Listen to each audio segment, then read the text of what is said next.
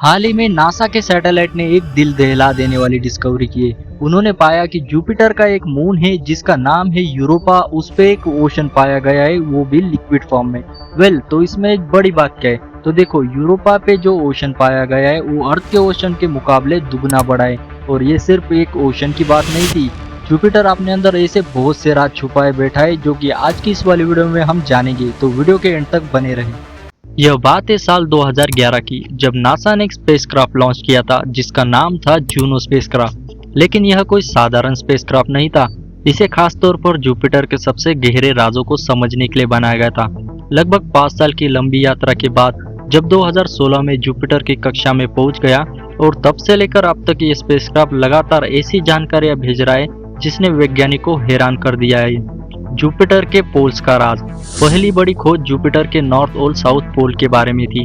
हमने हमेशा जुपिटर को साइड से देखा है, उसकी प्रसिद्ध भूरी सफेद धारियों के साथ। लेकिन पहली बार जूनो ने हमें जुपिटर के ध्रुवों की करीब से तस्वीरें भेजी।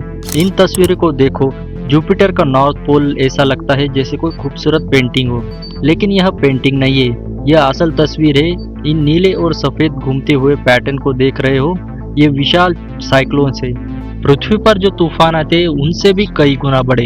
इनमें से हर एक साइक्लोन का आकार पूरी पृथ्वी जितना बड़ा है। और सबसे दिलचस्प बात यह है कि नॉर्थ पोल पर 8 साइक्लोन एकदम ऑक्टागन के आकार में स्थित है।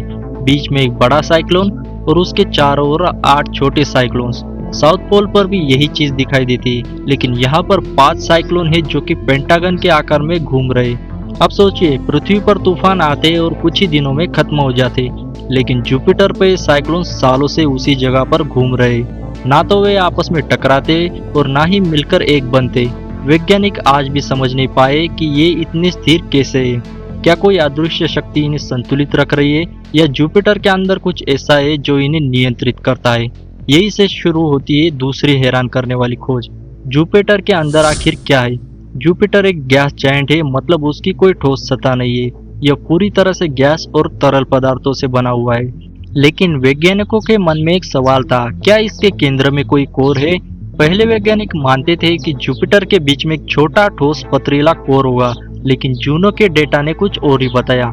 जुपिटर के अंदर एक कोर है, लेकिन वह छोटा नहीं है, वह पृथ्वी से लगभग 10 गुना ज्यादा भारी है। और सबसे चौंकाने वाली बात यह है कि यह कोर ठोस नहीं है, यह एक फजी कोर है। मतलब भारी तत्वों और तरल हाइड्रोजन एक दूसरे में ऐसे मिले हुए हैं जैसे किसी ने सबको एक विशाल मिक्सर में घुमा दिया हो। इस खोज ने वैज्ञानिकों को एक नया सवाल दे दिया, क्या हमारे सौरमंडल बनने की थियरी गलत हो सकती है। संभव है कि जुपिटर बनने के बाद किसी बहुत बड़े ग्रह ने उसे टक्कर मार दी हो। उस टक्कर से उसका कोर बिखर गया और सब कुछ आपस में मिल गया। अरबों साल पहले हमारा सौरमंडल एक युद्ध क्षेत्र जैसा था। ग्रह एक दूसरे से टकरा रहे थे और उसी उथल पुथल से आज का सौरमंडल बना है। अब बात करते हैं जुपिटर के मून्स के बारे में। जुपिटर के पास कुल 95 से भी ज्यादा मून्स है, लेकिन उनमें से सिर्फ 4 ही बहुत खास है। पहला है आयो, दूसरा है यूरोपा, तीसरा है गैनमेड और चौथा है कैलिस्टो। इन्हें गैलीलियो गैलीली ने खोजा था, इसलिए इन्हें गैलीलियन मून्स कहा जाता है। इनमें सबसे दिलचस्प है यूरोपा। यूरोपा की सतह को अगर हम ध्यान से देखें तो यह बिल्कुल टूटी हुई बर्फ की प्लेट जैसी लगती है। असल में इसकी सतह पर 15 से 25 किलोमीटर मोटी बर्फ की परत है। लेकिन उस बर्फ के नीचे आखिर क्या है, एक 100 किलोमीटर गहरा तरल पानी का महासागर।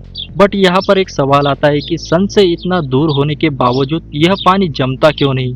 कारण है टाइडल हीटिंग। जुपिटर की जबरदस्त गुरुत्वाकर्षण की शक्ति लगातार यूरोपा को दबाती और खींचती रहती है। इससे उसके अंदर घर्षण पैदा होता है और वह वही गर्मी पैदा करता है। यही गर्मी उस महासागर को तरल बनाए रखती है, और जहाँ पानी होता है वहाँ जीवन होने की संभावना भी होती है। इसलिए यूरोपा क्लिपर मिशन की योजना बनाई गई है।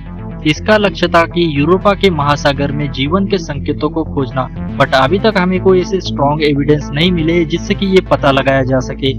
आपकी इस बारे में क्या राय है, अपनी राय मुझे कमेंट्स में बताइए, और मैं मिलूंगा आपसे नेक्स्ट वाली वीडियो में।